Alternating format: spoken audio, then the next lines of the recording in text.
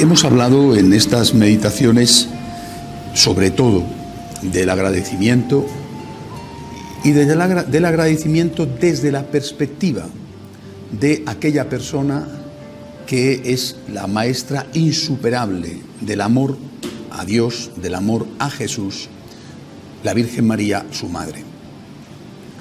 El agradecimiento es la expresión del amor a Dios, porque Dios nos ha amado primero. Por lo tanto, ¿cómo amar a Dios? Con un amor agradecido, es decir, un amor con las características de la gratitud. Imitando a María en este amor humano, divino, humano porque era su mamá, el amor humano de una madre, divino porque era una creyente que amaba a su Dios, en el cual creía, y que también ella ha sido beneficiada por la redención que trae Cristo. Nos fijamos en la imitación de María para amar a Jesús. Jesús siempre es el punto final.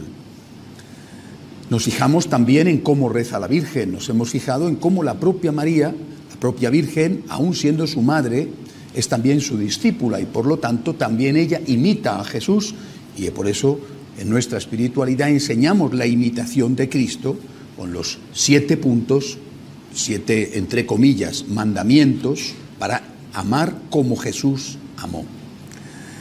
Esa imitación de María y de Jesús nos conducen al paso de intentar, lógicamente, con todas las distancias inevitables, porque somos seres humanos y seres humanos pecadores, nos conducen a la identificación con Cristo, de la imitación a la identificación. Hemos hablado, repito, del agradecimiento y de la Virgen como modelo, pero si no hiciéramos nada más que esto, habría un vacío, y un vacío importante. Aun siendo María, la Santísima Virgen, después de Jesús, el motor de nuestro comportamiento, el modelo para saber cómo comportarnos, para nosotros es también muy importante la figura de San Francisco. San Francisco de Asís es un personaje histórico como la Virgen María, pero por ser más reciente tenemos mucho más datos históricos de él. Por lo tanto, podemos saber más cosas sobre cómo él vivió su vida de fe, cómo fue su conversión, las peripecias que le ocurrieron. Es decir, los datos históricos que tenemos de San Francisco son mayores que los datos históricos que tenemos de la Santísima Virgen, simplemente porque es más próximo a nosotros y hace más años que vivió la Santísima Virgen. San Francisco experimenta un proceso de conversión ligado a una desgracia en su vida. Es muy frecuente esto entre los santos, lo cual nos sirve también para tener una cierta tranquilidad, en el sentido de que a veces nos preocupamos porque un familiar, un hijo, un amigo, etcétera, está lejos. Dice, mira, Dios seguramente le está esperando en alguna esquina de la vida, y a veces tienes que caerte del caballo para colocar las cosas en su sitio y no sentirte un Superman, porque Superman nadie lo es. San Francisco tuvo su momento de conversión ligado a la cárcel, no por fechorías, sino por las batallas típicas de la Edad Media entre su ciudad y la ciudad vecina. Perdieron la batalla los de Asís, estuvo en la cárcel se dio cuenta de lo poco que es la vida humana, veía a sus compañeros morir en la propia cárcel o en la batalla, en fin, empieza a replantearse la vida de otra manera y decide consagrar su vida a Dios, consagrar su vida a Cristo. Hace de Cristo, como él lo dice, su todo. Él dice, afirma, le gusta decir esta frase, mi Dios y mi todo. Hace de Cristo su todo. Bueno, y ahí empieza a dar sus primeros pasos, titubeantes, no tiene claro cuál es su camino, insiste en preguntarle a Dios qué quiere que haga. Durante más de un año se convierte en un pedigüeño de Dios. Después, por Dios, va a ser un pedigüeño de los hombres, pero durante más de un año va a la ermita semiderruida que está a las afueras de la ciudad de Asís, a San Damián, y allí insiste, ¿qué quieres que haga? ¿Qué quieres que haga? Hasta que el Señor le habla, le dice el mensaje de Asís, ¿no? Repara mi casa, que como ves amenaza ruina. Es decir, Para San Francisco, o la vocación de San Francisco, la llamada que Dios hace a San Francisco es una llamada eclesial. Es decir, San Francisco se encuentra con Jesús, San Francisco quiere amar a Jesús, pero San Francisco lo que recibe es la orden de restaurar, ayudar, en fin, reparar la Iglesia. Es decir, el trabajo que el Señor le encomienda a San Francisco es el trabajo por la Iglesia. Primera diferencia entre la Santísima Virgen y San Francisco de Asís, aparte de que la Virgen es la Virgen, obviamente, más que cualquier otro santo, incluido San Francisco de Asís. Primera diferencia, la Virgen va a tener como vocación primera cuidar de Jesús. Es la mamá. Su vocación primera es cuidar de Jesús. Hemos visto ya dónde está Jesús, las presencias de Cristo, hemos visto cómo, por ejemplo, cuidar de Jesús es dar de comer al hambriento, cuidar de Jesús es hacer adoración del Santísimo, cuidar de Jesús es la apologética, la defensa, bueno. Pero el objetivo de la Virgen es Cristo, mientras que el objetivo de San Francisco, siendo Cristo, el propio Cristo le desvía la mirada y dice, me vas a servir a mí sirviendo a la Iglesia.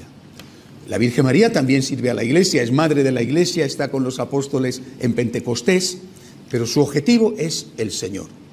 Amar a su Hijo, amar a Jesús. Mientras que el objetivo de San Francisco, que es el Señor, está más focalizado hacia la Iglesia. Repara mi casa que, como ves, amenaza ruina.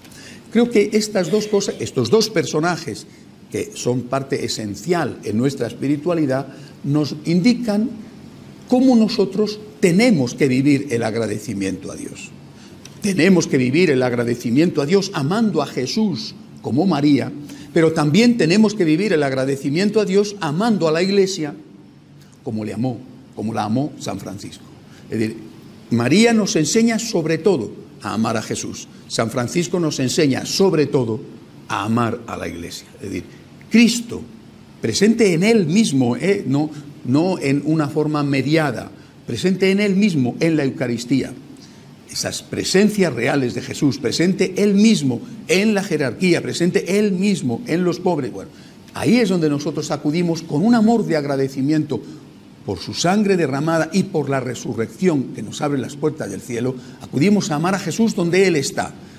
Pero también para nosotros es importante la Iglesia, porque esa es la misión que le encomienda el Señor a San Francisco. Repara mi casa, que como ves amenaza ruina. Cuando uno conoce un poco más de la vida de San Francisco, aparte de estos primeros pasos que terminan en la etapa de San Damián, se da cuenta de que San Francisco fue un gran místico, un poeta, un místico de la Edad Media, pero un gran místico, un hombre que naturalmente, con todas sus limitaciones, no era un hombre muy inteligente, no era un letrado, no tenía muchos estudios, pero era un enamorado absoluto de Dios, y eso era lo importante. Este místico, porque hay cosas que solamente los místicos pueden ver, los místicos son personas que tienen una especie de antena diferente, Lo mismo que tú tienes un aparato de radio que sintoniza a lo mejor la onda media y no la onda corta o la onda larga, pues el místico tiene una capacidad de sintonizar de otra manera. Y por eso estos grandes de la historia tienen esos encuentros especiales con el Señor que llamamos en un lenguaje corriente, por decirlo de alguna manera, visiones o audiciones. No todos los santos han tenido este don, y quizá no todos los que han tenido este don son santos, que esto no lo sé, pero sí algunos santos han tenido este don. Una de esas visiones de San Francisco es aquella que tiene en la pequeña iglesia de la Porciúncula, lo que todavía se conserva dentro de la actual gigantesca iglesia, que es como el cofre que contiene el tesoro. Allí él un día tiene una visión, ve todos los templos del mundo. En aquella época aún no se había descubierto América, ¿verdad?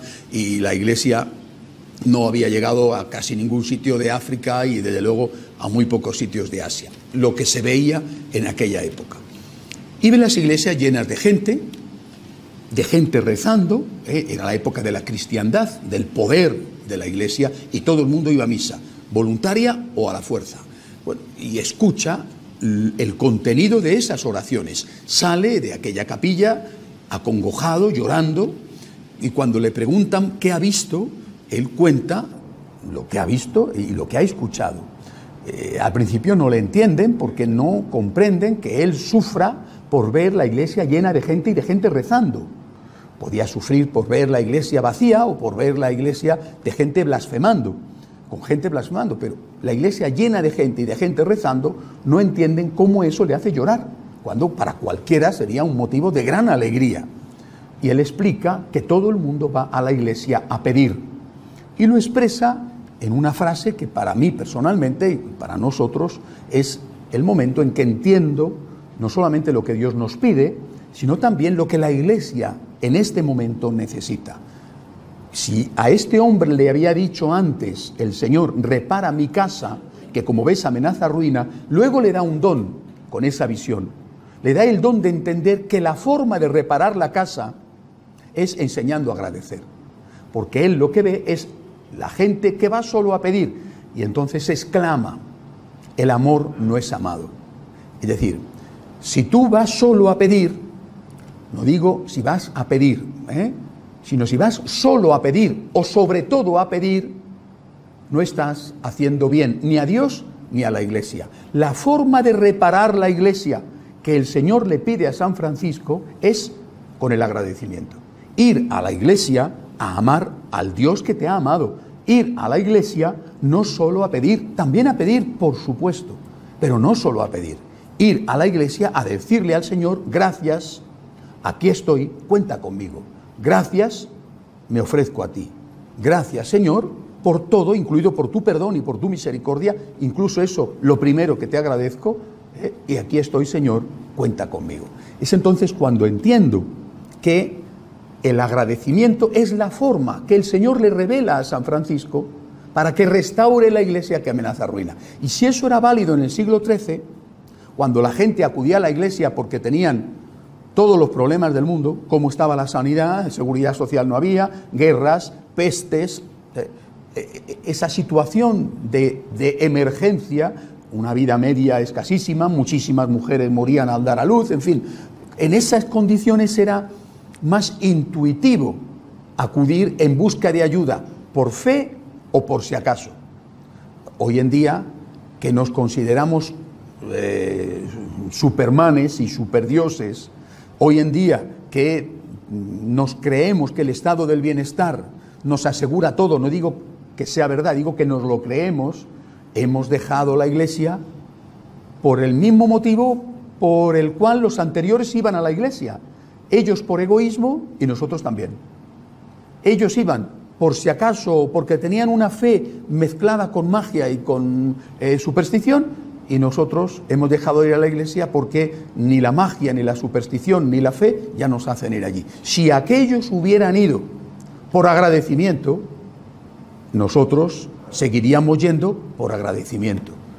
Dicho de otra forma, si le hubieran entendido a San Francisco, y ellos los primeros que no lo hicieron, hubieran puesto el foco de su predicación, de su evangelización, de su misión en enseñar a agradecer, probablemente hoy no tendríamos los problemas que tenemos.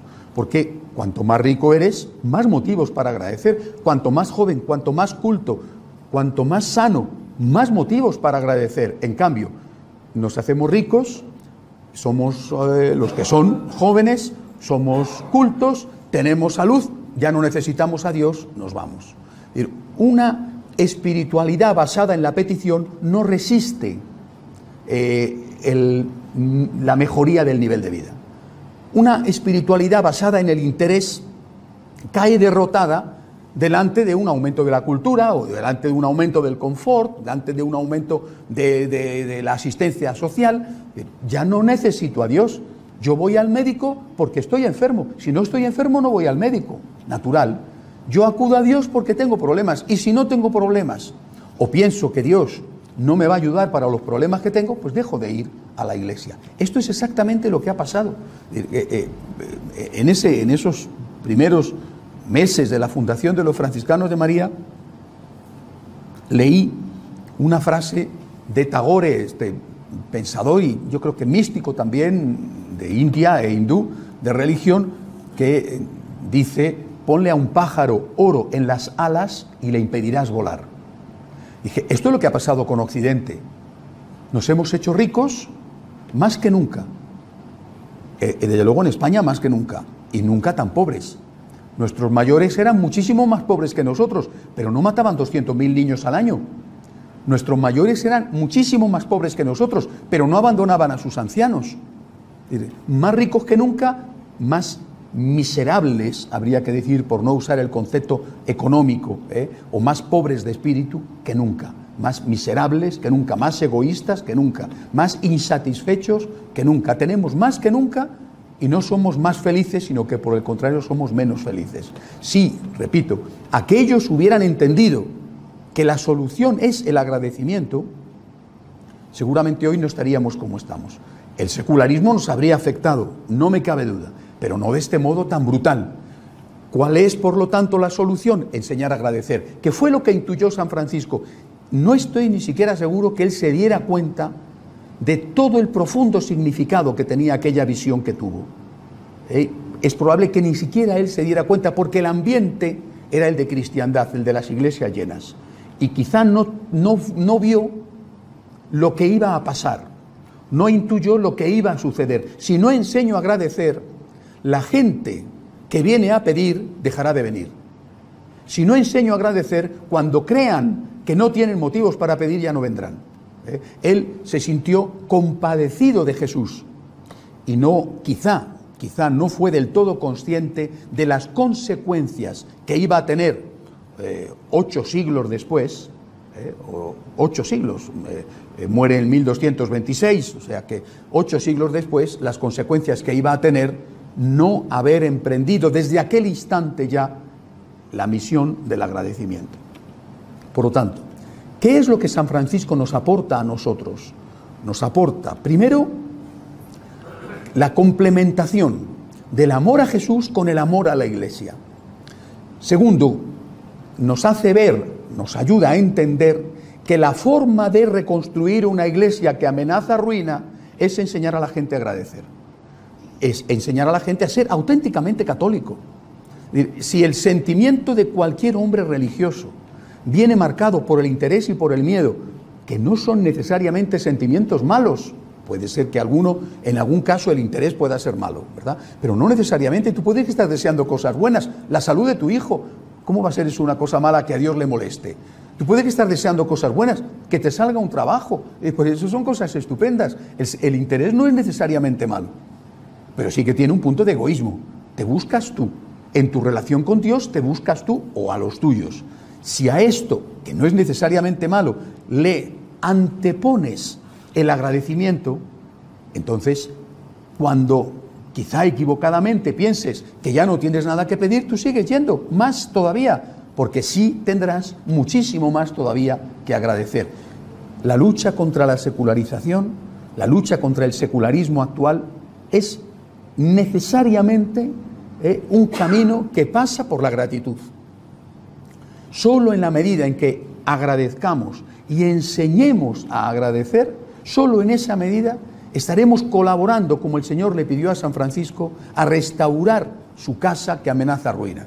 Cuando yo veo que muchísimos consideran que la solución contra el secularismo consiste en reformar estructuras, vamos a reorganizar la estructura del Vaticano, cambiando aquí este organismo, lo unimos al otro, o la estructura de la diócesis, o vamos a hacer incluso mejores medios de comunicación, o vamos a cambiar estructuras.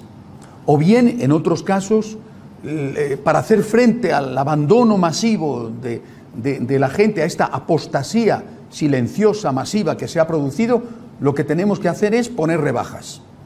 Rebajas por fin de temporada, para que venga la gente a comprar el producto vendiéndolo más barato. O sea, esto ya no es pecado, o si es pecado tú no pecas, porque tú, tus circunstancias, tus condiciones, eso hace que esto en realidad, sí es pecado, no lo digo, pero no es pecado para ti.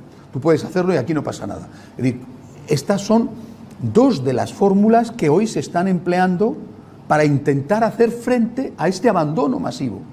Es que esto no es el camino. El camino es enseñar a la gente que Dios le ama, infinitamente, sin mérito suyo, que le ama aunque sea lo que sea, el más pecador del mundo también es amado por Dios, y que este Dios amor tiene derecho a ser amado por ti, y que cuanto más tienes, más deber tienes de agradecer. Este es el camino por el cual primero intentaremos evitar que los que están no se vayan, y después intentaremos que los que se han ido puedan volver. Una religión de las rebajas o una religión del interés y del miedo, hoy en día no tiene ningún futuro. No solamente porque la realidad nos lo está demostrando, sino porque nos lo dice hasta la propia lógica.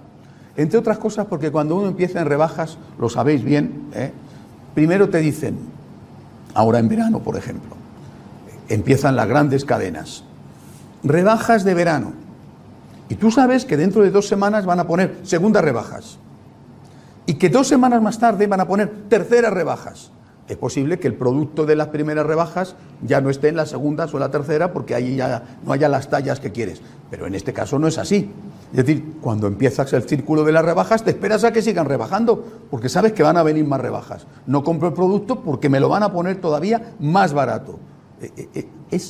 Estás devaluando tú mismo el producto al ofrecerlo. Al final terminas hasta dar dinero para que se lo lleven. Ese no es el camino. El camino es volver a la raíz, que era curiosamente la intuición esencial de San Juan XXIII cuando convoca al Concilio Vaticano II. Volver a los orígenes, volver a la Iglesia primitiva, es decir, volver a los apóstoles, volver a la Santísima Virgen, volver a un amor puro, a un amor agradecido, a un amor eucarístico al Dios que ha dado la vida por ti. Bien, esto es lo que nos aporta para nosotros San Francisco. Es decir, nos da más próximo en la historia una visión, también gracias a esas manifestaciones especiales que Dios le dio, nos da una visión de cómo hacer frente al problema que hoy tenemos, que es el abandono masivo de la Iglesia por parte de los que hasta hace poco han sido sus hijos. Pero también nos aporta otra cosa. San Francisco, un hombre, repito, poeta, místico, consciente o inconscientemente, funda una institución. Es decir, San Francisco no es un personaje que vive su experiencia religiosa, la deja más o menos escrita, no dejó mucho escrito, algo sí, pero no mucho, y se muere. Y queda en la historia como un gran ejemplo. Hay otros personajes así, Santa Catalina de Siena, por ejemplo, Tomás de Kempis. O sea, hay personajes que han pasado por la historia de la Iglesia dejando más o menos huella y que no han fundado nada, porque no han podido, porque han fracasado o porque Dios no se lo ha pedido. San Francisco no es ese. Es decir, repito, consciente o inconscientemente, porque él dice: el Señor me dio hermanos, pero nadie me dijo lo que tenía que hacer con ellos. El Señor me dio hermanos.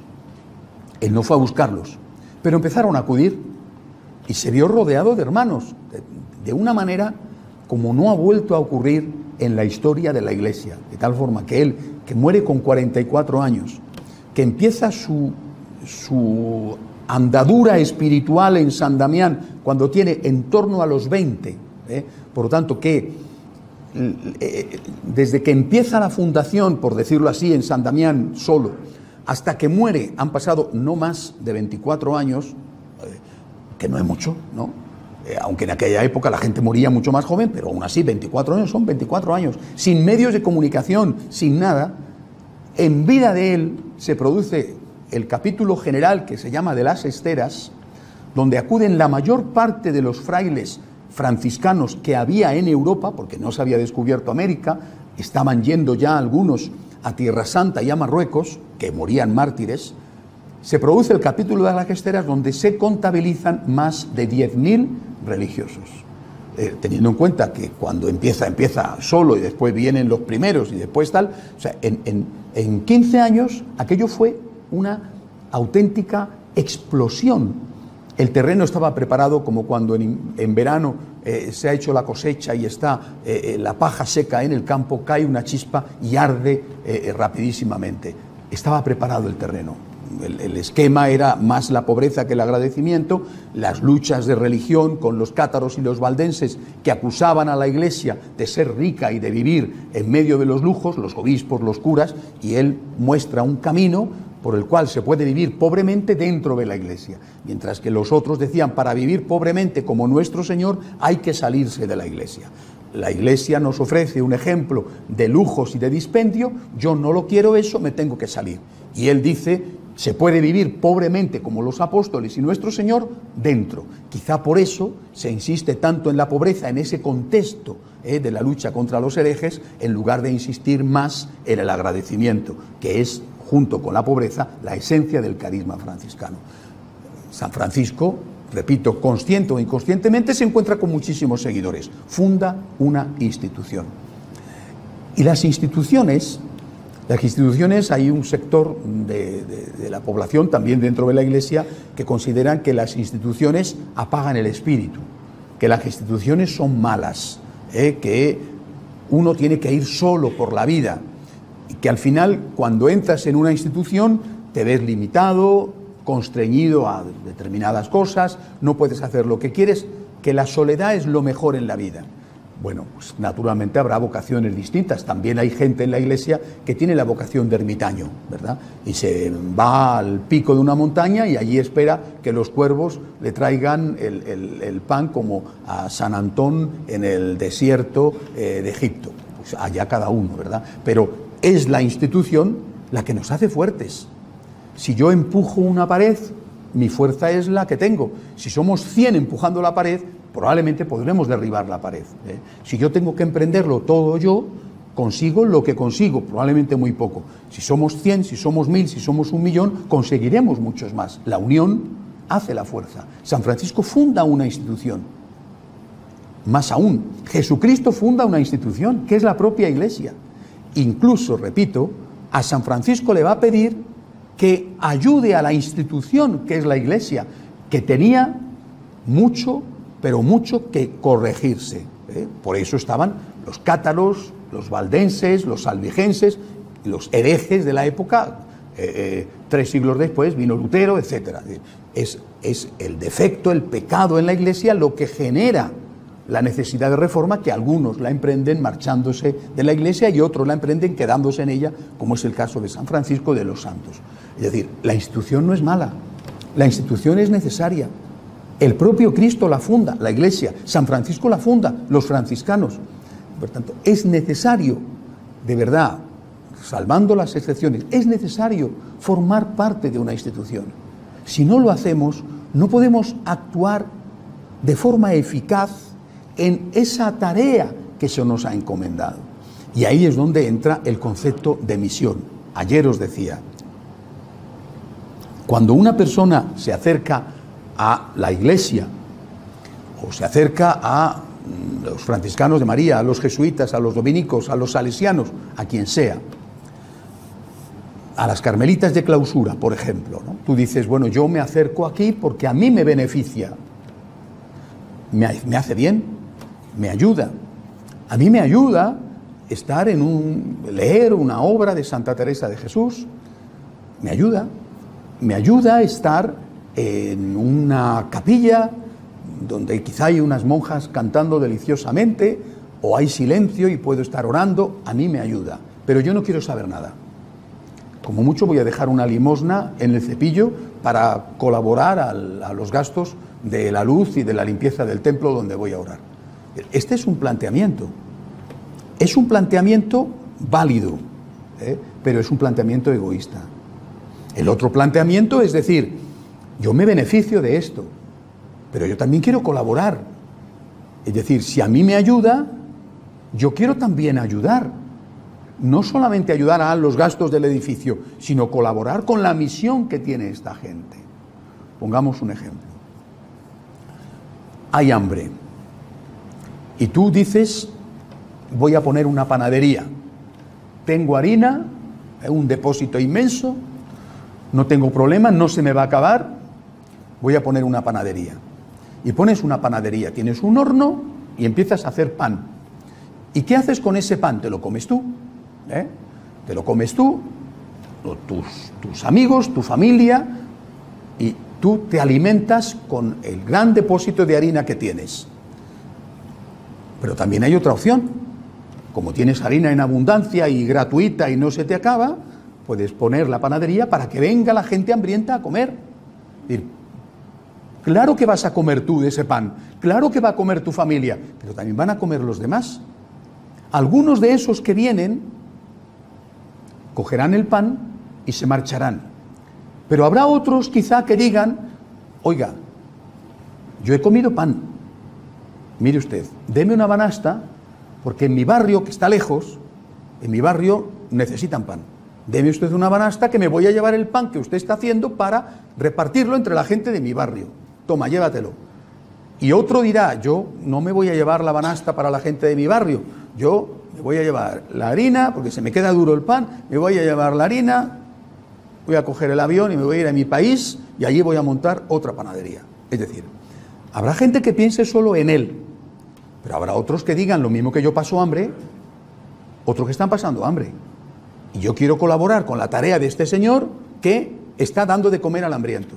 Y me voy a dedicar a dar de comer al hambriento que no puede venir aquí, o al hambriento que no es de la familia de este señor. Dicho de otra forma, los carismas, os lo decía ayer, son medicinas para enfermedades. Nuestro carisma, que llega con muchísimo retraso, porque tenía que haber existido desde el inicio de la Iglesia y desde luego desde el siglo XIII, nuestro carisma es la medicina para el secularismo.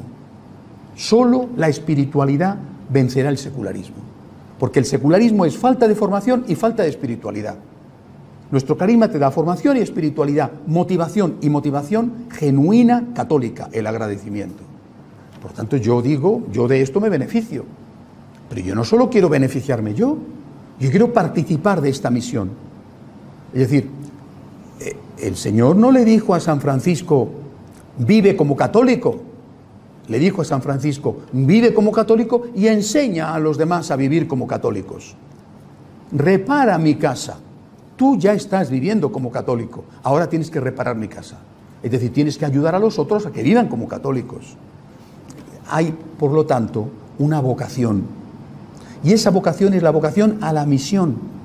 Por eso nos llamamos misioneros del agradecimiento. Es decir, no es únicamente que yo me beneficio, a mí me ayuda a tener un propósito semanal, a mí me ayuda a recibir un tema de formación, a mí me ayuda todas estas cosas que hemos hablado, a mí me ayuda a saber cómo imitar a Cristo, a mí me ayuda a saber cómo rezar, a mí me ayuda a saber cómo imitar a la Virgen, a mí me ayuda. ¿Está bien? Yo tengo la panadería y yo soy el primero que como del pan, por supuesto que sí. Pero es que a ese otro, alguien tendrá que enseñarle a rezar. A ese otro, alguien tendrá que enseñarle que hay que agradecer a su esposa, a su marido, a sus papás, a sus hijos, a sus amigos. Alguien tendrá que enseñárselo. Alguien tendrá que ayudarle a que entienda que no se puede pasar la vida quejándose, que tiene que fijarse en las cosas bien, que en las cosas que le van bien, que es un amargado y que es un amargador, que así estás destruyendo tu vida y amargando la vida a los que viven contigo. Alguien tendrá que enseñárselo, porque muchos, o por falta de formación, o por falta de espiritualidad, o porque nadie les ha dicho nada, muchos pasan por la vida sin ser felices y destrozando y destruyendo todo lo que tocan, porque se convierten en personas que solo piden, que solo se quejan, que solo ven lo malo, que son depresivos, pero depresivos no de enfermedad, que no tienen la culpa, sino depresivos pudiendo curarse, pero es que nadie les ha dicho, oye, por favor, límpiate los ojos, que los tienes totalmente oscuros, que desde que amanece hasta que te acuestas estás protestando y quejándote. Date cuenta de todo lo que tienes, porque no hay quien viva contigo. Así, contigo no se puede vivir. Eres insoportable. Y bastaría quizá que alguien le ayudara a dar los primeros pasos para que esa persona cambiara. Y de hecho, esa persona cambia como hemos cambiado nosotros. Pues bien, esta es la misión. La misión es formar parte de una estructura. La estructura no es mala, la estructura nos ayuda a sumar. Pero la misión significa que uno tiene pasión por ese objetivo, que uno tiene amor a lo que se busca ahí. Yo no solamente quiero agradecer, es que yo quiero amar a Jesús. Y como yo quiero amar a Jesús, quiero yo amarle, pero quiero que el otro le ame. No me puedo quedar contento diciendo, como yo amo a Jesús, si el otro no le ama, a mí qué más me da. No, porque si el otro no ama a Jesús, Jesús no es amado. Y por tanto, si Jesús no es amado, Jesús está sufriendo. Yo tendré que hacer algo para que esa persona no ofenda a Cristo. Aparte, tendré que hacer algo para que esa persona sea feliz, para que esa persona mejore sus relaciones humanas, sus relaciones familiares, para que esa persona cambie. Tendré que hacer algo. ¿Podré hacer algo? ¿Podré conseguir resultados o no? Pero yo tengo que intentarlo. Tengo que intentar mi cambio personal y tengo que intentar la misión del agradecimiento para que el otro pueda también cambiar. El resultado, pues muchas veces es muy pobre y es muy decepcionante y quizá no vas a recoger nunca en proporción al esfuerzo que has sembrado en la educación de los hijos o con la gente que te rodea. Dios no nos pide resultados, Dios nos pide esfuerzos. El resultado queda en su mano. Dios nos pide esfuerzos. Y muchas veces has estado durante mucho tiempo haciendo un esfuerzo y de repente, cuando todas las puertas llevaban años cerradas, de repente se abre una puerta y por ahí entras, pero vamos, haciendo una gigantesca cosecha cuando te parecía que toda la vida ibas a estar condenado a ser la voz que clama en el desierto. Y hay que estar, hay que insistir, hay que tener la pasión. Y quisiera que tuvierais esa pasión, la pasión por amor a Jesús. Pero pecadores como somos también, la pasión del pecador, que se sabe pecador y que por eso agradece más todavía la misericordia de Dios. La pasión de amar a Jesús y la pasión de amar al prójimo. La pasión por ayudar a la persona a que mejore su vida. La pasión por la iglesia, que vemos más que San Francisco lo vio, vemos que amenaza ruina. No es que nos lo estén contando, es que lo vemos, es que lo tocamos con las manos y tenemos que tener esa pasión por llevar la misión del agradecimiento, que es la mejor manera, y no sé si la única manera, pero desde luego la mejor manera de hacer frente a este proceso destructivo que es el secularismo. La respuesta naturalmente es de cada uno. Yo no puedo hacer más. No soy yo el que llama al corazón de las personas. No es mi elocuencia, no son mis argumentos. Es Jesús. Es Jesús y es la Virgen la que, con derecho a ello y a la vez con una humildad increíble, te dicen: ayúdame, ayúdame, como se lo dijo a San Francisco, ayúdame, como el ángel se lo dijo a María. ¿Quieres ser la madre del Mesías? La humanidad entera lleva milenios esperando este momento, esperando tu sí. ¿Quieres ser la madre del Mesías? Aquí está la esclava del Señor, hágase en mí según tu palabra. O San Francisco, manda, Señor, que tu siervo escucha. Señor, ¿qué quieres que haga? Repara mi iglesia que amenaza ruina. Aquí estoy, Señor, para hacer tu voluntad. Quiero, Señor, comer el pan, que lo necesito, pero quiero contribuir contigo a que otros coman también pan, que están pasando tanta hambre o más que yo. Cuenta conmigo, Señor, no solamente para yo ser agradecido, que jamás seré suficientemente agradecido, sino también para que otros te conozcan y te amen, para que otros sean agradecidos. Quiero participar de la misión del agradecimiento. Esto significa ser franciscano de María. San Franciscano de María no es únicamente la persona que dice: yo quiero agradecer. Franciscano de María es la persona que dice: yo quiero agradecer aún siendo un pecador. Yo quiero agradecer y quiero enseñar a agradecer. Yo quiero comerme el pan que lo necesito, pero quiero llevar también el pan al que está hambriento. La respuesta, repito, la tiene que dar cada uno delante de Dios. Y una respuesta delante de Dios y delante de la Virgen es una cosa muy seria. Y hay que tener mucha cobardía para decirle a Dios y a la Virgen que no. Hay que tener mucha cobardía, porque a nada que uno tenga un mínimo de valor y de agradecimiento, confiando en la fuerza de Dios, le dice que sí. Hacemos un momento de oración en silencio.